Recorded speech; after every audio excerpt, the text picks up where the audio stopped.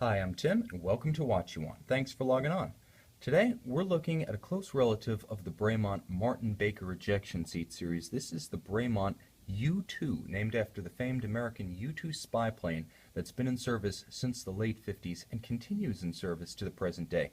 Flown by elite pilots, the U-2 spy plane continues to keep tabs on the world's baddies from over 80,000 feet, sometimes approaching 100,000 feet of total altitude. Flown out of Beale, California by elite pilots, the U-2 continues to inspire the imagination and, in this case, Bremont's upscale multifunction sports watch.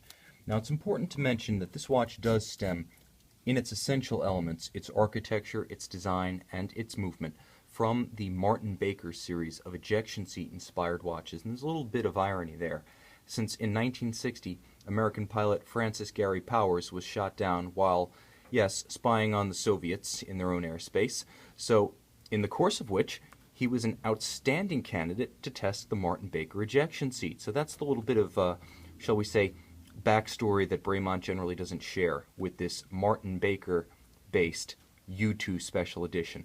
But you know what? History is history, and the more the merrier. It's a fantastic conversation piece, and the Martin Baker series, especially with this DLC black coating on the U-2 variant, is uber cool.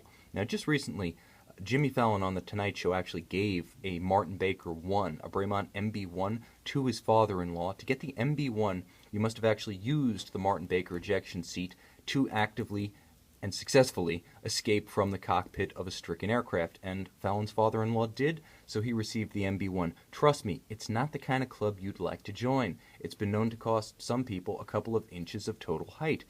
Like a bulletproof vest, it's the kind of thing that works better in theory, and you'd prefer not to test the theory. For the rest of us, there are cool general issue models like the U-2 and the MB II, mechanically identical to the MB I and the MB II. The U-2 adds this cool DLC style finish and the corresponding blacked out look. I find it's an outstanding choice for a technical sports style watch and instrument style watch. The basic aesthetic of the watch is inspired by the mid-century Mark 11 series of pilot's watches ordered by the Australian and the British Ministry of Defence Air Arms. So that's where the basic look comes from. 43mm in stainless steel with the DLC coating and an engine-turned case flank on both sides, plus this charming little prop spinner motif on the crowns. The watch is a loving tribute to classical aviation watches with the fantastic backstory of the Martin Baker and the U-2 spy plane sort of sub-histories, lending a mystique and aura to the model. Now, the Martin Baker ejection seat, in service since 1947, was the first commercialized ejection seat system. Today they sell many. They've got a fantastic website that seems to have quite a following because they've also got a Facebook, a YouTube channel, and a Twitter page. Go figure. Even though they're selling industrial-grade escape equipment, they seem to be quite popular and enjoy quite a few visitors. And if you have in fact used the Martin Baker ejection seat, not only are you able to order the MB I, close cousin of this U-2, but you can join their tie club, and I'm told about 5,800 people have become eligible since 1957. The bottom line is that this watch, at 43mm in stainless steel, wears true to size on my wrist, maybe a little bit smaller. My wrist is 6 1/3 inches, 16 centimeters in circumference, and I feel that the watch wears perhaps a little bit smaller than its nominal 43. The fact that the lugs are very, very short and the case is relatively thin gives it a nice planted stance and a compact look and feel on the wrist. It would absolutely fit under a long sleeve or a dress cuff, and the fact that it does have a little bit of tumble home at the lip of the bezel makes it a good candidate to slide under a sleeve. Now, the contrasting stitched calf leather strap is a beautiful thing to look at, and it's quite supple against the skin.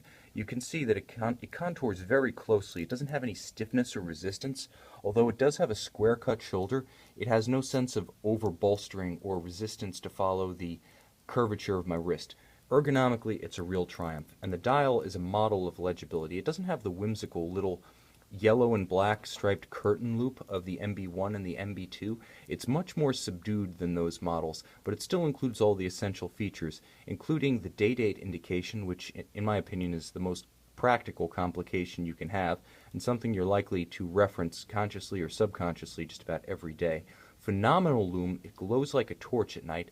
The movement, being based on the ETA 2836, does hack for precise time setting, and it does feature a COSC chronometer grade movement. The watches are built in London, but the movements are built and COSC certified in Switzerland. So that's Bremont's story. Their production line stretches from Switzerland to London, so they are properly Anglo-Swiss, and they do have the right to use the term chronometer with respect to this movement. It does hack for precise time setting against a reference clock. What's a little bit different about this one is that Bremont uses a shock isolation cradle for the movement to protect it against the slings and arrows of high-intensity activity, such as aviation during turbulence. Now, the watch also features a unique internal rotating bezel, and I'll show you that right here. It is 10 ATM resistance rated, so with water resistance down to 100 meters, that's 330 feet for those who might be using imperial units in London. The bottom line is that it is almost as capable as a standard dive watch, the only limiting factor really being this leather strap, and if you swap it out for a rubber strap, you're good to go. Just about anything you could do with a twin-lock Rolex, you can do with this Bremont U-2. It's sort of a seaplane watch, if you will, a pilot's watch that's quite comfortable where wind meets waves and beneath. So it's a very versatile timepiece. In addition, the watch is part of a budding revival in, I would say, British watchmaking. Everything from Peter Speake-Marin at the high end to Bremont in the burgeoning mid-market segment. There has been a return to form for British watchmaking, especially in London in the last decade and a half. Once an important center of high horology, London faded for a while as Swiss watchmakers came to the fore, and also in the mid-market segments as American mass production of watches sort of took precedence during the late 19th and early 20th centuries. But in the early 21st century, British watchmaking is really making a comeback, and Bremont, with its pilot-inspired watches, with its aviation and heritage-inspired watches, is really leading the charge. You can see this Bremont U-2 spy plane-inspired, ejection seat-inspired pilot's watch tribute on our website, Watch You Want, with all original Bremont boxes, technical manuals, and documents of provenance. If you have an interest in the history of aviation espionage, aviation, British watchmaking, or just high-style sports watches, I have a feeling that this Bremont U-2, inspired by the Martin Baker ejection seat and the U-2 spy plane, just might be the watch you want.